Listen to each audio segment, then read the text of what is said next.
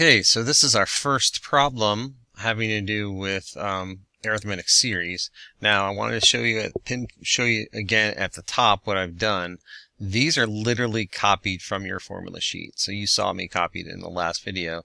So we're going to use this formula here. And if you notice, look, if you forget what some of these things stand for, it tells you right here.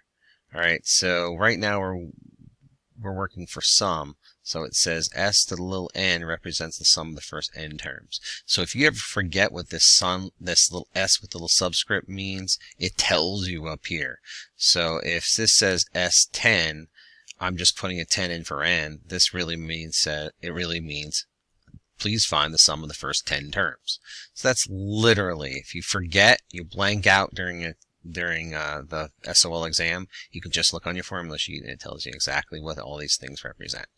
Alright, so this is basically a sum of a certain number of terms. It says take the certain number divided by 2, take the first term and add it to the last term. Remember, a sub n is the last term. So if I'm looking for the sum of 10 terms, this will be a10, the last term. Alright, notice I only have 4, so I don't even have the last term. Alright, so let's go. So we're going to, so now you know these things that we do need. So out of this formula, we are finding this. That is the whole question, finding the sum. So this is what this wants. So S10 is actually what we're looking for. And this is a computation. So we know we're looking for the first 10 terms, so we know that n is 10. So 10, and then back to black, divided by 2. We know the first term is what? Is 2. Okay, that's this guy right here. Okay, plus, and then the last term.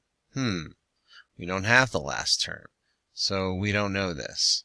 So that, just like in our other problems where there's always something that we're missing. So we have to go find that. So think back to yourself, how did you find a certain number term? Well, you used your other formula. So we're going to have to use a sub n equals a sub 1 plus n minus 1 times d. So we're going to have to use this to find a sub 10. We need the last term because we only have the first 4 terms. We need the 10th term. Alright, so a sub 10 equals a sub 1, which is 2, plus, we're looking at the 10th term again. Now the difference, what am I doing from one term to the next? I'm adding 2. Okay, so that's 2. So this is 2 plus 9 times 2. Okay, so this is going to be 20. Alright, so that's my mystery number that goes in right there.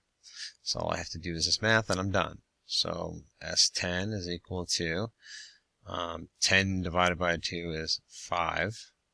And then this is 2 plus my substitution of a 20 goes in here.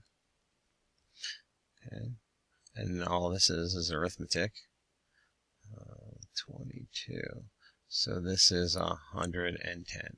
And that's the answer to the question. S10 is 110.